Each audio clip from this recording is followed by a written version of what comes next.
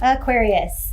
What is your overall vibe for the month? You might be hormonal, you might be emotionally just a little bit messed up, feeling kind of sad, you don't really have a grip, or maybe the things that you're getting super emotional about aren't things that you usually would. Other people might not get you, but the good news is that you are kind of like open and optimistic and childlike and excited about things that are going to come for you. And so that's positive. I think what's going on here is there's like a lot of mixed energies. There's a lot of stuff that is just like kind of temporary, and it might have to do with astrology and the Mercury retrograde, where it's like, oh, I'm really fucked up. And then you're like, hey, I'm super happy.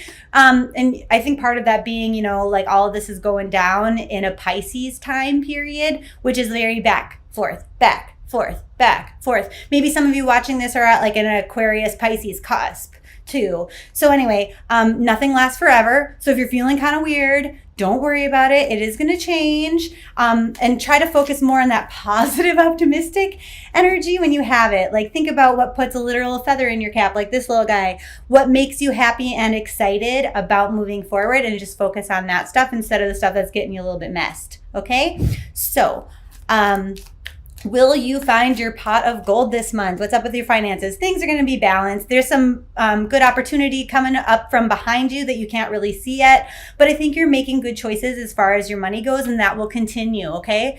Your day-to-day kind of balancing of things is spot on. You're doing good. Okay, so will you get lucky in love if you're single? They're like, you might be meeting people that you're not like feeling a lot for, and that's okay, whatever. Don't let that drive you crazy, because it doesn't mean that you're not going to ever meet somebody that you feel something for. It's just like this month, everybody's kind of boring. They're saying, so the problem is that this might make you focus on what you don't want. And to shift that into trying to manifest what you do want into your life, there's a worksheet in the description box below that'll totally help you figure this out and get you back on the right track to start attracting what you do want, okay? Now, if you're already in a relationship, what they're saying is, you're more open to noticing when your partner is showing you love, even if you speak different love languages. So it's like, hey, I am receptive and I am grateful and thankful for, the love or opportunity or the caring and the kindness that you show me. That's fantastic. Unfortunately, they're not going to be giving you any sort of gifts necessarily, but it looks like your partner will be like maybe giving you some back rubs or like trying to help you fold laundry or whatever it is. So, take the win.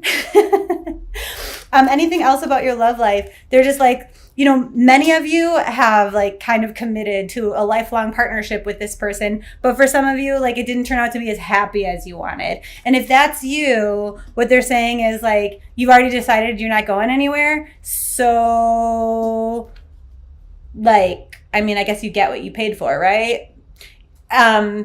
Just because you commit to something doesn't mean you can't change your mind later. If we were committed to all of the things that we said we were committed to, like when we were 5, like, could you imagine what your life would be like? I would be married to Axl Rose right now, because that was like a big life goal, and that would have been a fucking nightmare. So what I'm saying is, yes, we should take our vows. We should take our commitments super seriously, but like, just because we've committed to something, like, doesn't mean we shouldn't leave it if we don't like it, if it sucks. Okay? So there's that. If you're in an on-again, off-again relationship, or maybe it's just starting something that's sort of complicated, you don't know what to call it, they're like, watch out for sneakiness or lies, deception in regards to like somebody's financial situation. So, hey, can you get the movie tickets this weekend and I'll pay you back? It's bullshit. They're never going to pay you back. Oh, yeah. I totally make like $6 billion a year. They're just saying that to sleep with you. It's stuff about that. So anyway, they're saying, and some of this stuff might not even be things that they're saying to you. It's something that you're assuming about them and it's not quite right, or they're trying to paint a certain picture. So for example, you go on a date with somebody and they pull up in a Maserati, but they rented it to impress you. And they really drive like a 1991 Honda Civic with like a lot of rust, and it's like missing a door. So there's that.